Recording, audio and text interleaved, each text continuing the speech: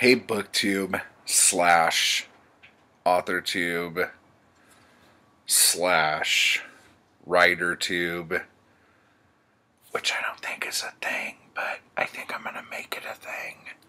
I'm really into making things. This is a response video, and no one asked for my response, but I feel like I need to give it. This is a response to ShaelinWrites. She did a video called Problems I Have with the Writing Community. It's a good video, 28 minutes long, of her saying it how she sees it. I don't agree with everything that was said, but she makes very clear points that you might want to check out. She's got like 32,000 subscribers, so she's obviously doing something right there.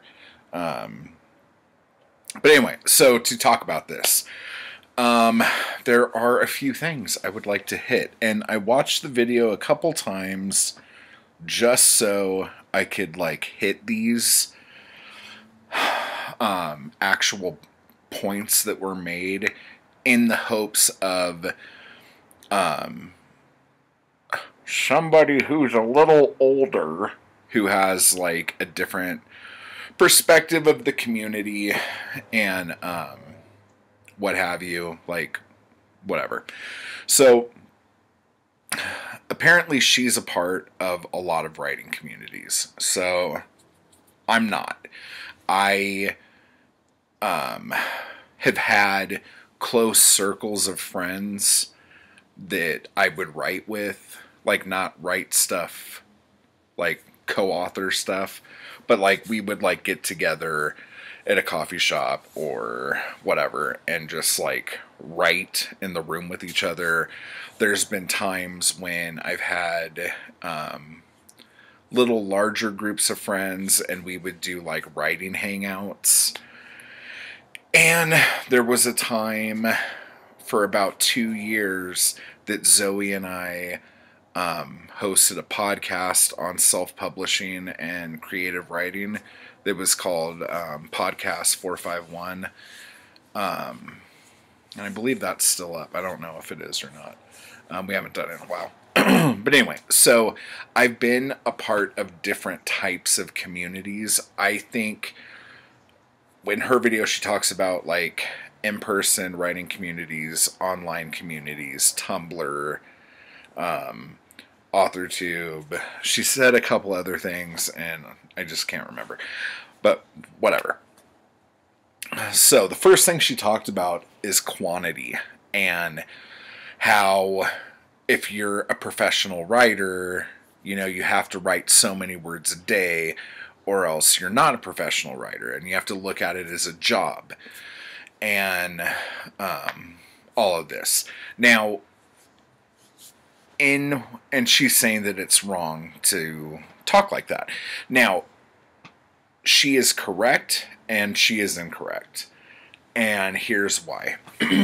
There are basically, I want to say maybe 3 different types of writers, like technically speaking, in the world of people getting paid to write. Now, there are more. Like, I'm not going to talk about bloggers. I'm not going to talk about reviewers or anything like that. Like, I'm talking about people who are writing fiction, basically, or nonfiction to sell as books. Here's the thing. If you are a literary novelist, okay, and it takes you 5 years to write a book, that's fine, because that is the market you're writing to, and that is kind of the standard when you are writing books, like novels that you want published by a big company that you're hoping will get submitted to awards and like the Booker Prize and all that other shit. So that's fine. That's whatever. Then there are like the genre writers, and I'm talking everything from like sci-fi, fantasy, mystery, romance, erotica, anything you could think of that is a genre. These people are the people who write a gajillion words every day and keep that up because that is how they make their living. They don't have to write like that, but that's how they choose to write.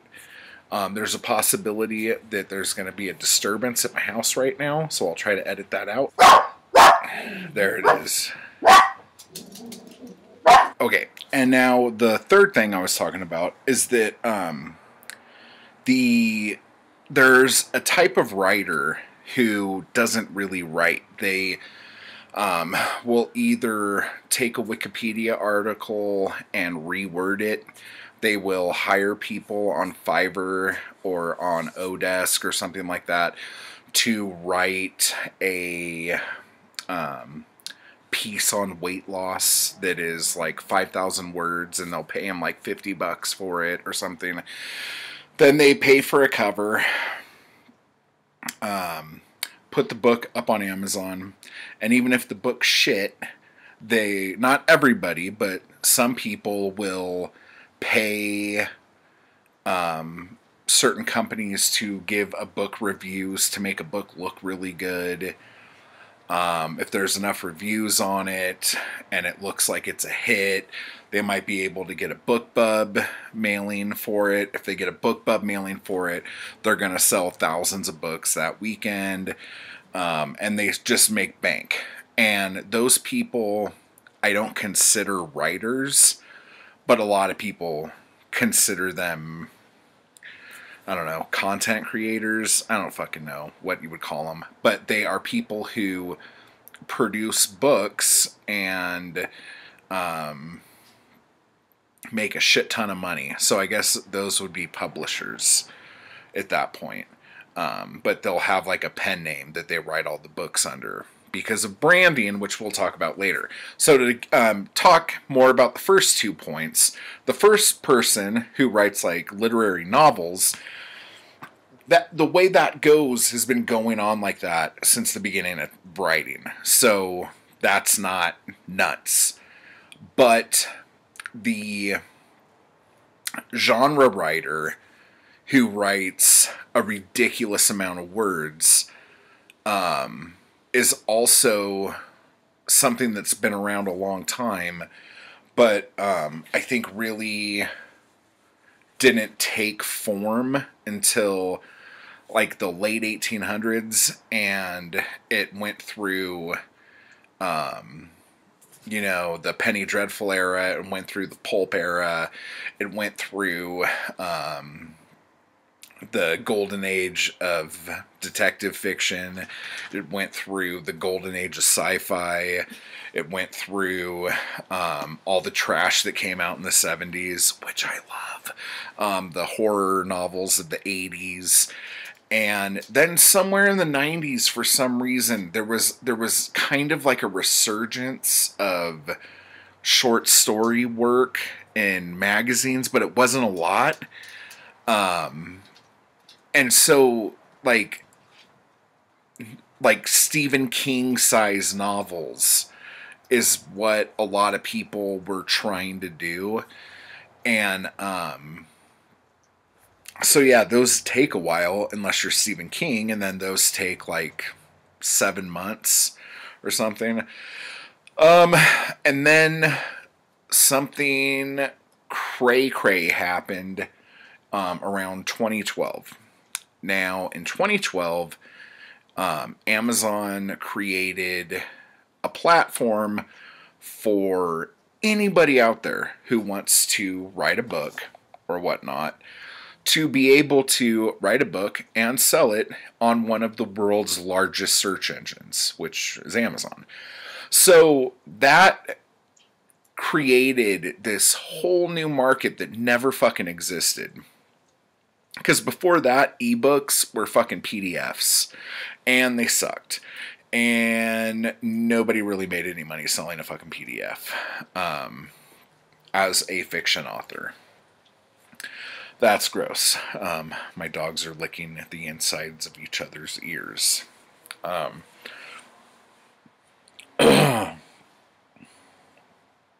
That threw me. Sorry. So what happened was, I mean, a lot of things happened, but there was this guy named John Locke, who was not on Lost, but an author who wrote a book and made like $1 million or something like that. His net was over $1 million. And that showed everybody out there that you could write and self-publish, sell your stuff on Amazon, and make ridiculous amounts of money. Now, he did some kind of unethical things. You could look it up. There have been other authors since, many, many, many, who have done the same thing. Specifically, romance authors have made a killing on Amazon. And the thing that kind of took over, and a lot of this is Amazon's fault.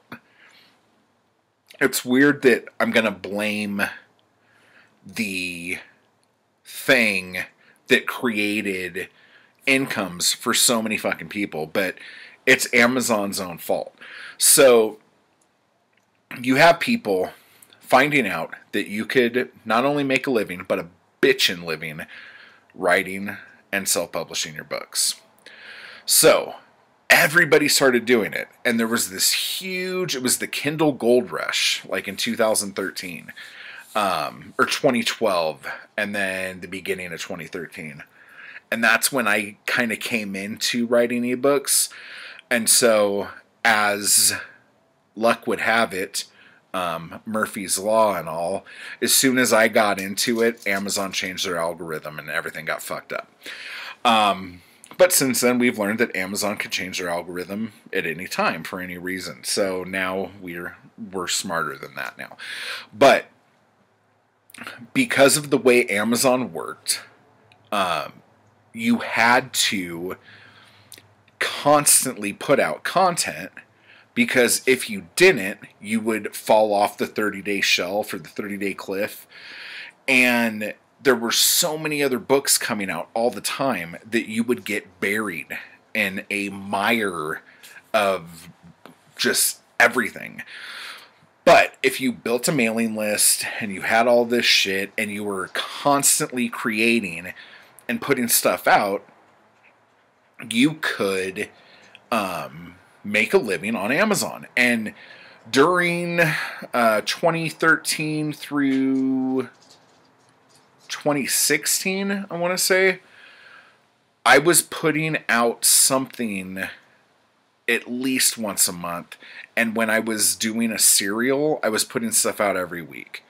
So, yeah, like, I was writing a ridiculous amount, but I was doing it because if I didn't, I wasn't going to be making any money. And now, in retrospect, things are a little different now, and I'll tell you about that when we get to that point. But there are some other things that make this the way it is, and a lot of the stuff that she's talking about on her video is, like, if you were to follow it down like a genealogy, okay? Like, trying to figure out where a lot of these things that she doesn't like come from. They come from a couple places, but they're both, or actually there's quite a few, they're podcasts. The self-publishing podcast by Sean, Dave, and Johnny. I can't remember their last names at the minute. They started, and the first like year or two of that podcast, it was amazing. Like, it was bank. Like, you could listen to it and go, yep, I'm going to do that and it's going to work, and boom, it would work. And it's because everybody understood the system, and the system didn't discriminate. So everyone could do the system at the same time, and it would work for everybody, it seemed like. And that system was serials or writing shorter books, so you could put more books out. And then in the back matter have a link to be able to get to the next book. Sales funnels, you know, like the whole shebang. But they didn't coin it by any means, but they were big pushers of, you have to write every day. You have to have word count, goals, blah, blah, blah, blah. Even though Dave on the show doesn't work like that. Johnny works like that. And Sean, being, I guess, the producer of the team, tells Johnny what to write, and Johnny writes it. I'm sure it's not that cut and dry. But to make my point here, Johnny writes a certain amount of words every day. Dave only writes when he feels like writing. They are both published authors. They are both successful authors, depending on how you view their success. Some would argue that they're good writers or not good writers. That's not the point. I'm not talking about your craft here. But like people who could write every day and hit word counts, they're typically writing genre fiction, and they typically understand something that is so simple, but they have a very good understanding of plotting. It doesn't mean they're like a plotter or a pantser. It means they understand how to get from point A to point B and make it interesting and make you keep reading. Understanding plot is huge. If you could understand how a plot works, you could write any genre, you could write anything, because it all follows the same basic principles. Every genre is going to have different bits, and as long as you hit those bits, you could write whatever the fuck you want, and it will be a good genre read, as long as you are not completely incompetent. So the people who understand plotting can do that. Now, if you are writing like an autobiographical analogy of your life, and it's really touching and moving, and there's like weird alternative history for no real reason other than to have like a plot device or something like that, but it's literary, you are not writing to those standards, so you cannot judge yourself by those standards. If you are writing, there's like this like surge the last couple years where every fucking author is writing these meta books about themselves, but it's not supposed to be them, but then it's them, and they say in interviews it's them, and everyone knows it's them, but it's not them, but it's them. And this is literary shit. This is like, you gotta be fucking kidding me that you acting like a fucking drugged out snob is like literary. What the fuck's happening right now? That was a big generalization, so I apologize for that. But those people can write however the fuck they want to write. Hemingway, okay? Was it Hemingway? I think it was Hemingway. He called a good day of writing a day when he had a sentence that he liked. At least one sentence that he liked. That could mean he would write a ton, but there would only be one sentence in there he liked. Or it could mean he would write one sentence, and that was his work for the day. There's other people who have writing goals of anywhere from 500 words to 8,000 words a day. There are some lunatics out there who have 10,000 word goals a day. The most I ever wrote in a day was 14,000, and that was like all day. Like there was like no sleep, there was like a lot of coffee, And that was kind of nuts. And that's the only time it's ever happened. One time. I used to be a part of this writing group that was put together by Simon at Rocking Self-Publishing. And I think it was called the Writer's Circle. It was awesome. But like he had this thing where you log your word count every day and it would have like a top 10 list of like who's writing the most. And I was always number 2 and it drove me fucking crazy. But I found out it was because there was this guy, the guy who was number 1, was writing every day and counting those words. And then he would edit what he wrote and he would recount those words as words written. Because he was still writing, because he was editing. So, what are you going to do? But anyway, so I'm getting all over the place here, but I think everything I'm saying is valid and very, very important. There is, like, another thing she said was the writing community makes anxiety for people. And I'll get back to all the other stuff because I'm doing this out of order now, but I'm already on this topic, so I thought I would just go. I have a love-hate relationship with writing communities because I feel like there are some writing communities that I've been a part of that there was always that one person who would always kind of talk shit, would never publish anything. No one ever read his work, but would always tell you that you're doing it wrong and would always tell you he hit like 3,500 words that day, but nothing ever came out. Nothing was ever seen by anybody. So whatever. There's always some fucktard like that, okay? And it is what it is. But the one thing that I think a writing community does well when it is based on word count is the competitive nature. It makes you better. Like, it's that whole iron sharpens iron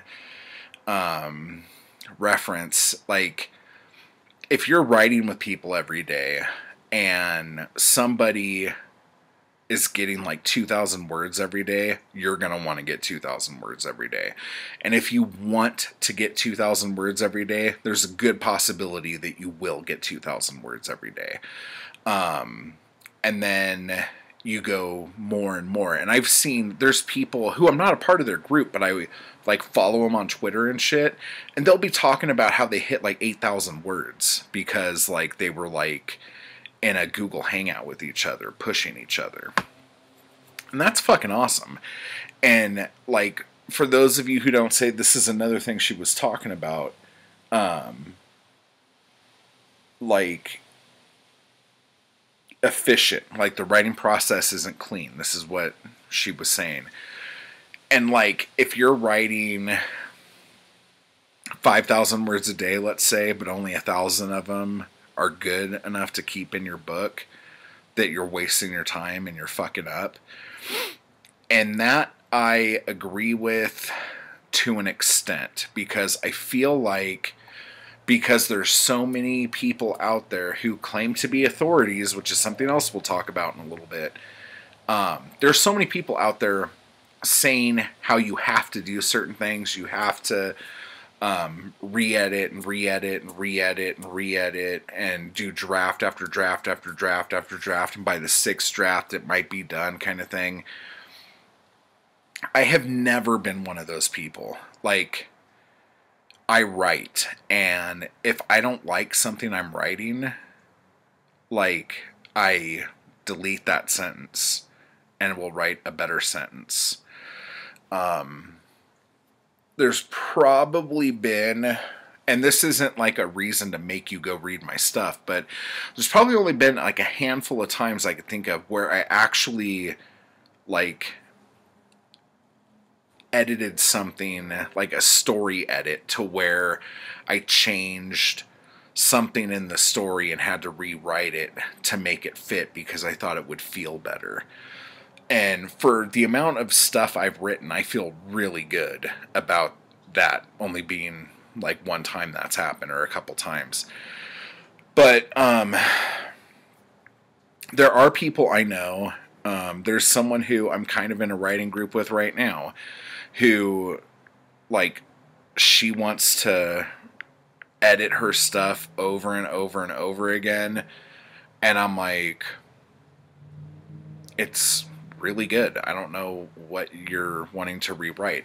And it's taken her so long to do this one book that she's like, the last draft I did of it, like, none of it made any sense because I've been working on it for so long and getting so many new ideas, that, like, everything's all, like, discombobulated and shit. So now she's going to do another edit to try to just make the whole thing flow together. And that's fine, you know, but it's sad that that's what you have to do. And there's so many people out there, and this was another thing she was saying,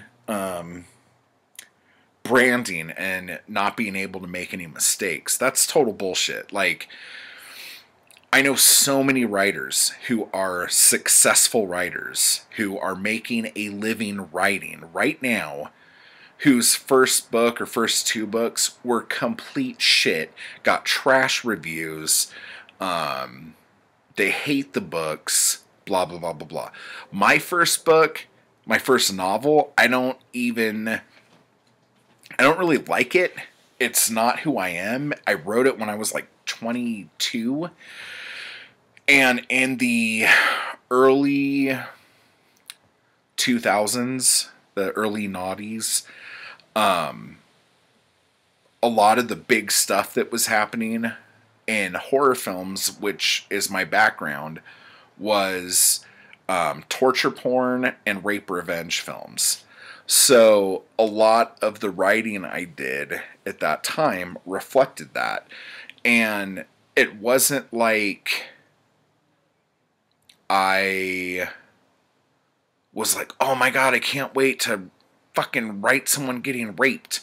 It wasn't anything like that. It was like, this is what sells for this market. And this is what I'm talking about with different mindsets of different types of writers. If you are writing to market, that's a completely different thing than a literary writer. Okay? It's like trying to compare a Ferrari to a fucking speedboat. Yeah, they both get you from here to there, but like if you drove a car in the water, it would fucking break. And if you tried to ride a boat out of the lake onto the road, it would fucking destroy it. Like, you cannot compare the two, I don't think. And let me see, what were some of her other points? Because I just went way off. When she was talking about quantity, she was talking about some people don't work well under like those kinds of word counts, and you can't say someone's not professional because they aren't writing like 500 words a day or whatever. And then her argument was like, there are kids out there, like, and I think she has a lot of kids who are subscribed to her, so I understand that that would be her argument. But she said, like, so you're telling me a 12-year-old who has to go to school isn't professional? And, like, I'm probably paraphrasing that, so forgive me for misquoting you. And I'm saying, yeah, because they're 12. Like, a fetus can't hold a pen, but I'm not going to hold that against the fetus. Like, I'm not going to say, oh, you're not a professional writer because you can't hold a pen, you idiot. Like, that's not what that is. Like, a 12-year-old is a 12-year-old. And I would never expect, even my 15-year-old, I would not expect her to go out and get a job and start providing for the family. So I think where a lot of the problem she's having with the writing community, what it comes down to, is people who are writing professionally and people who are writing for a hobby. And I think there needs to be a very clear distinction between the two because, yeah, people who write for a hobby can do whatever the fuck they want, you know? You really, really can. But if you are a short story writer okay, and you like read the submissions every day on Duotrope or whatever, and it like there's like someone needs a zombie story, somebody needs a football story, somebody needs a story about a writer writing a book, someone needs a nonfiction thing about pooping your pants, okay, they're like, shit, I gotta write all that today. And in total that's like 20,000 words, so I guess that's the next like 4 days of my life, because that's how they pay their bills. So those writers are professional writers. The thing that always irritates me, and like the only way that that person's going to make any money, they have to write those stories hoping they get picked up. They might not even get picked up, hoping they get picked up. Submit those stories, and if they do get picked up, depending on like what the pay structure is, some places are really good and do like 5 cents a word and shit like that. That's awesome. Some places do like a ½ cent a word or something like that. So depending on how long it has to be and all this other shit, like hopefully every day you could make like $25 or $50 or $100 or, you know, whatever, like depending on what the shit is. But you need to do that a lot in order to make enough money to fucking live. You do, and especially if you live in fucking California or New York. If you live anywhere else, it's probably a lot easier. But it's still a grind. And if that's the career you want and you like that feeling, the deadline, the whole thing, then fucking do it. That's awesome. Now, what pisses me off is when like traditionally published authors start talking shit. And I've gotten into massive heat with people for this before. So I'm going to try to be really fucking cool. But like we're talking about like that person who spent 5 years writing a book. They spent 5 years writing that book. Let's say they get a $30,000 advance, which they're not going to get. But let's just say, for argument's sake, they get a $30,000 advance for a book that took them 5 fucking years to write. Okay? That's $6,000 you made a year writing that book. You can make more money working part-time at fucking any fast food restaurant or part-time minimum wage anywhere. You can make more than $6,000 a year. So these people who are making $6,000 a year might not be like the greatest thing ever. Like, and if you're aspiring to be somebody who's making $6,000 a year, then good for you and all the power to you. But you can't start knocking other people's writing practices because you don't like that. So the other bit here is some of you are saying, oh, that's bullshit. Okay, so let's say somebody writes this book, they get a $30,000 advance. The way that works, they have to be able to pay that advance back to the publisher off of their royalties, okay? So they don't get another check until they've hit $30,000 worth of sales. But wait, there's more. Now you have to help pay for the marketing and the book tour and the signing and the speaking engagements and all of that shit. So that comes out of your book sales. Blah-de-da-de-da-de-da-de-da. We're up to like $100,000 that you have to make before you get another fucking check for that book. Okay? So let's say your book sells that much. That's awesome. But then doesn't do anything else. Then that's it. You need your book to like get a prize, like, or get on a long list or a short list of some literary prize to give it that second wind to go up and get another like push. It needs to get onto a bestsellers list. And that's why a lot of people think like the New York Times bestsellers list is a bunch of shit, because the publishers tell the journalists, these are our big books this year. You're going to love them. Read them. And then, oh, we read them. We loved it. Now it's on the bestsellers list. Holy shit. Who saw that coming? Not me. So it's like a really hard thing to make a shit ton of money off of 1 or 2 books. If you do, fucking congratulations, you just won the lottery.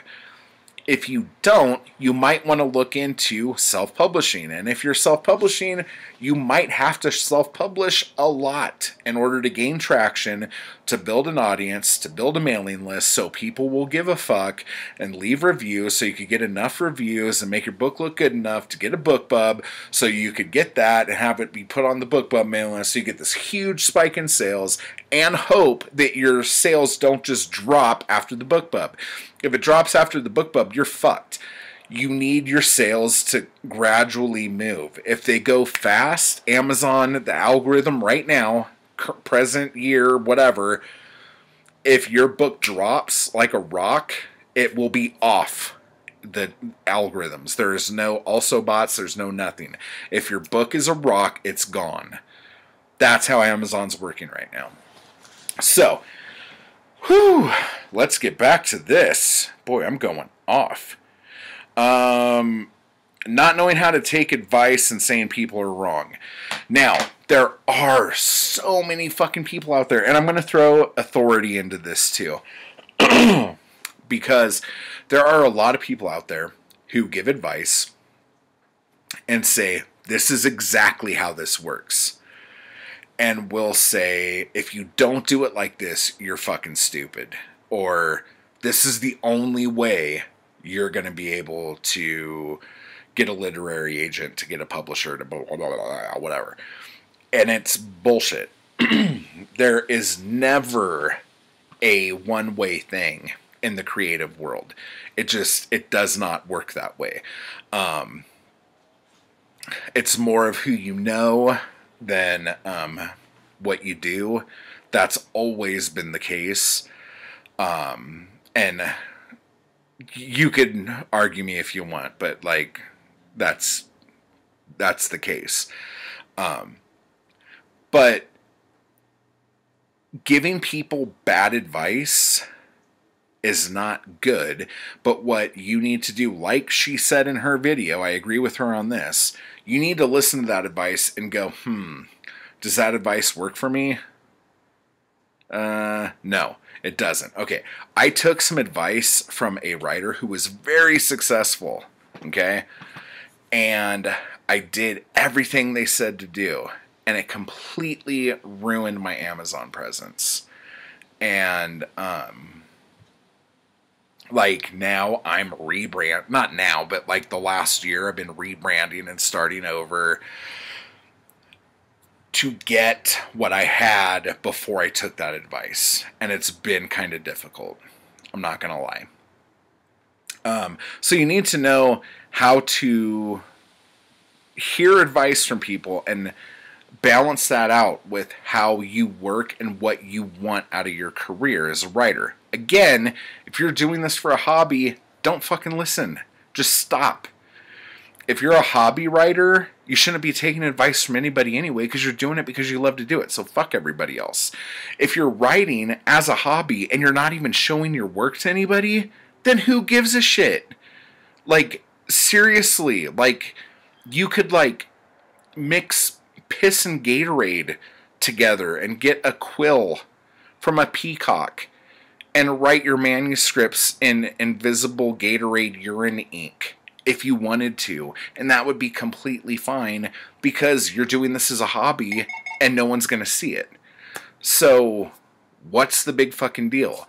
But if you are doing this as a writer who wants to either be a traditionally published author or a self-published author or a hybrid of both, you need to listen to that advice and wonder if it's something you should take or something you shouldn't.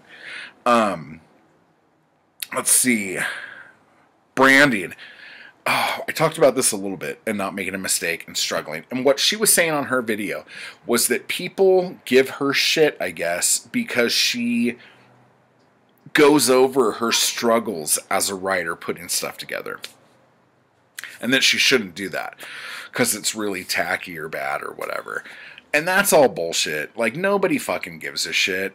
You know, like, there's always going to be someone who has all the answers, who thinks they fucking know everything. And it's better to just eliminate those people from your life. Do it however you want. You could be nice about it, hire a hitman. I don't care. do not have those people. If you like, when someone's talking to you and you feel the negativity and you feel what they're saying is like, makes you like feel dirty or sick to your stomach, just stop fucking listening to that person. That's not hard to do. But I've shared, like, when I was doing the best that I've been, like, financial wise in my writing, is when me and Zoe were doing that podcast. And I was selling a good amount of books, and I was making money every month. And it was great. But on that podcast, the podcast was basically, our tagline was, this is how I fucked up this week, so now you don't have to do this. Like, you don't have to attempt this thing I'm going to do because I completely fucked it up. And I will give you my experience of how it was fucked and how I fucked myself. And if you want to do that, you can. But I make all the mistakes now so you don't have to. That was like the big meat and potatoes of that podcast. And it was fine. But I was going into great detail about how I was constantly fucking shit up, and I was selling a lot of books. So if you want to show people your process, fucking do it. There is nothing wrong with that. The way a lot of these ideas that people have come from, like, my generation and the generation before, that didn't have the internet, that didn't have instant access to the world and every celebrity that they worship. You know, like, that whole thing about, like, having the professional appearance. I think what matters more now is being real with people and just being yourself. And if that is good, then that's good. If you are a horrible fucking person, then don't be yourself. Nobody wants to see that. So that's just something you could, like, take with a grain of salt, I guess. Poisoning the well. This also falls into the branding and can't make a mistake.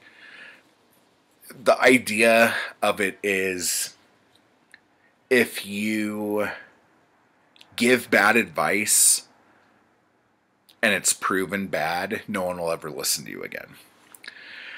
Honestly, I don't see what the fucking big deal with that is. Like, who gives a shit? Like, if people in my writing group don't ever listen to me again, I think I'll make it. I think I'll be okay. I don't give a shit. It's fine. So there's that. When she first said poisoning the well, the first thing I thought of was things that were more marketing sense, like oversaturation of the market, things of that nature. And I think that's really big too, but that's like a marketing discussion, and it isn't really about writing. So what else do we have here? The writing community makes anxiety among writers. And I talked a little bit about this before, but here's the next bit I'm going to talk about it.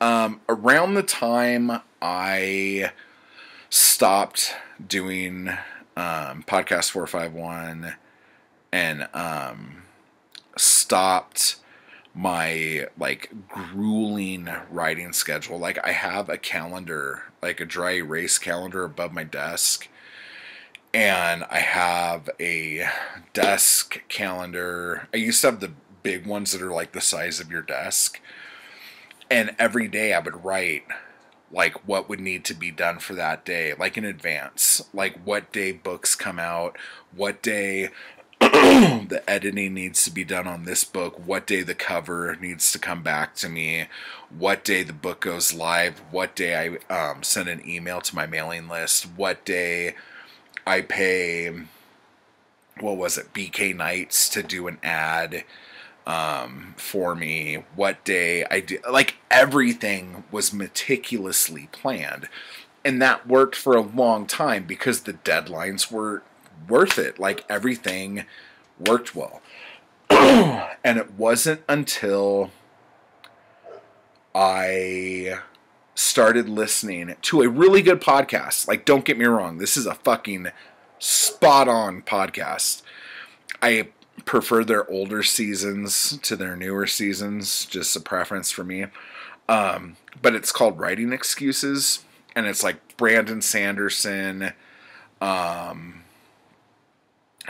that guy's name? The guy that does the John Cleaver books, the guy that does the Schlock Mercenary, and oh my god, the puppeteer, Mary. That's what we'll call her. That was an amazing podcast, but it fucked me up. It got in my head. It completely fucked me up. They talked about process. They talked about character. They talked about, what is it, the mice quotient. They talked about all of this, like,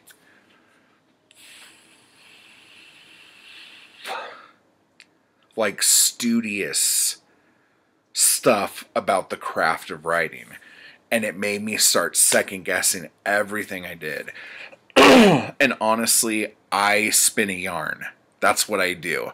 Like, I write either weird fiction stuff, like off the wall, kind of what the hell just happened things, or just straight up genre fiction, like detective, horror, like, that's what I do. I love it, and I'm really good at that. But when I started listening to that podcast and I started like questioning, I'm like, shit, is this character arc a good character arc? Let me see. And I would go back and go over it and then go, can I make this character arc a better character arc? And then all of a sudden, I wasn't writing 5,000 to 6,000 words a day. I was like writing, maybe I'd be lucky to get 1,000 in. Be lucky to get 500 in. And I spent most of my writing time like going over my outlines and just outlining the shit out of books. And then I realized after doing this, like listening to the podcast, getting advice,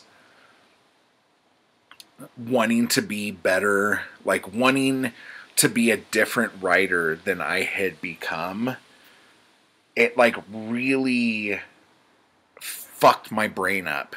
And I would outline so heavily that when it came time to write the book, I wasn't interested in the book anymore, because I basically wrote the whole fucking book in an outline. In like bullet points and in diagrams and in word clouds and in all this fucking shit that, like, to me, for what I'm doing and what I love doing, I'm not going to say it's not important, but I understand those things. And to, like, for me, a lot of this stuff comes naturally. And I was listening to this after I had already written like 14 books. And it's like, why the fuck am I like fucking with my shit? It's like the whole reason why The Asylum makes shit movies. I'm not saying I'm a shit writer. Please understand that. But like The Asylum continually, if you don't know who The Asylum is, Sharknado and all the Sharknado movies. But they have a slew of other shitty movies that go like direct to the Sci-Fi Channel and stuff like that. Or did. I don't know if they still do. But they make shit movies. And they were asked in an interview, like, you guys have the money. Why don't you hire like a well-known director to come in and blah, blah, blah, blah. And they're like, because if we deviate from our formula right now, that'll be the bar that people expect. And right now, we could put out these schlocky movies, and we have a fan base for that, and we make good money doing it, so why change it? And as stupid as it is to not want to progress and not want to grow, from a business side, there is a very, very strong reason why they say if it's not broken, don't fix it. You know, like Crystal Pepsi, New Coke. Those are two of the biggest examples in history of how fucking with something that's not broken could destroy everything you've worked so hard for. Ask MySpace. What's MySpace? Exactly. Friendster. You know, don't get too crazy here. So basically, don't let shit get in your head. If you have a way you're doing something and it's working and you're growing your audience and you're making money and you're enjoying yourself, then let that be it. You know, try to write better stories, have better plots in the whole thing if you want, and progress that way. But like, you never heard like Agatha Christie going, God damn it, I never wrote the great American novel even though I'm in Great Britain. Fuck. You know, like, don't worry about it. That might have been a horrible fucking analogy, but, you know, whatever. So I'm going to tell you another thing, too. Steve Donahue, okay? He is a reviewer. Open Letters review now. There was a time when I read some books and wrote a review for those books. And I wrote it the way I would write something. And I enjoyed it. I had a really good time doing it. And then Steve was like, yeah, you know, like, we have like a way that we like our stuff to be, you know, a little bit more professional than that. But, you know, just go over to our website, and if you want to rewrite this, let me know.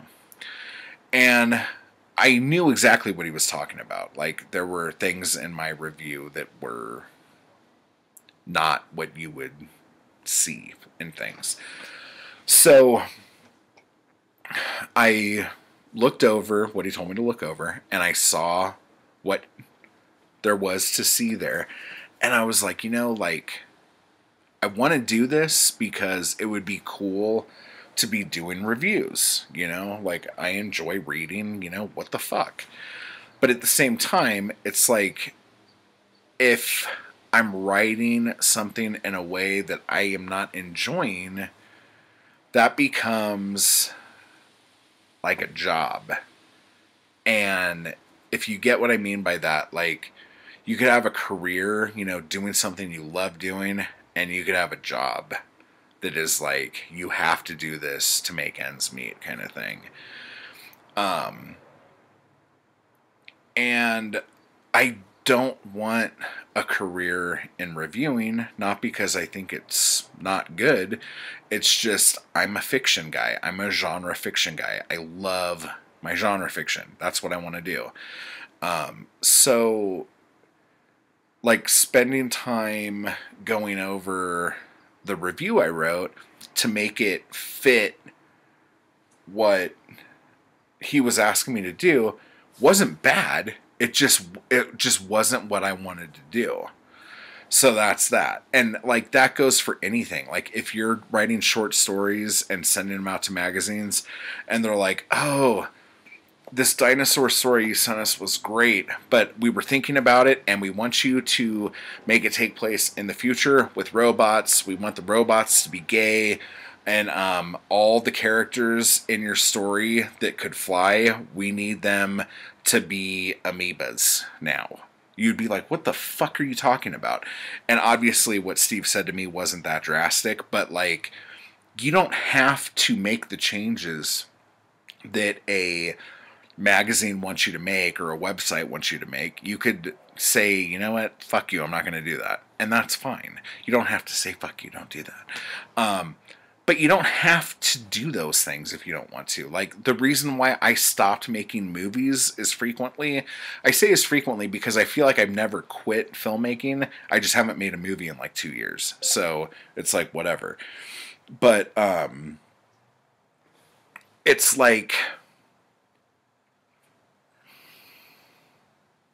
I stopped making movies so heavily because everything I would want to do, everything I would write and envision as a director and a writer would get fucked up by a producer coming in and saying like, hey, I really love this script, but I want you to put this hot chick in this part here.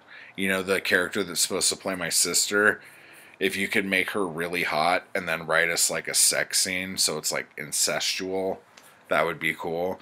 Or, hey, I love this script, but if you could like make it take place at a nudist colony where it's like a family nudist colony and there's children, that would be great. Like shit like that pushed me over the edge. Okay, like I couldn't fucking do it, and I had to stop, and that's why I got more into writing books because blah blah blah blah. Okay, whatever. Last point I'm gonna make. This is why I think AuthorTube shouldn't be called AuthorTube, and it should be called WriterTube. Because when you say you're a part of AuthorTube, that sounds like you have written books, you have written novels, they're published, blah, blah, blah, blah, blah. You are an author, okay? When you are doing this as a hobby, I think putting the term AuthorTube on something like creates pressure, it creates the anxiety, it creates all of the misconceptions that I think this video had in it. I just feel like if you just called it WriterTube or whatever, like that would be fucking chill. People could fucking write. You could be doing it on Wattpad. You could be doing it on your fucking blog. You could be doing whatever the fuck you want, and it's fine. No one's going to give a shit.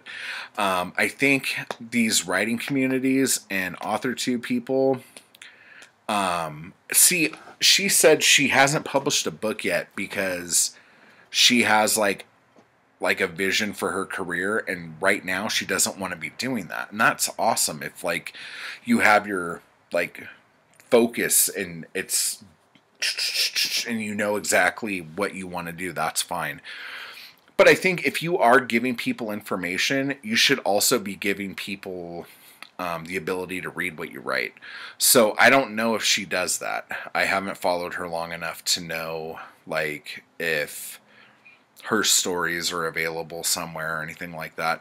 But if you are someone who is a writer and gives writing advice and gives business advice and gives process advice, you know, also give people like shit they could read of yours so they will know if you're a fucking bullshit motherfucker or not.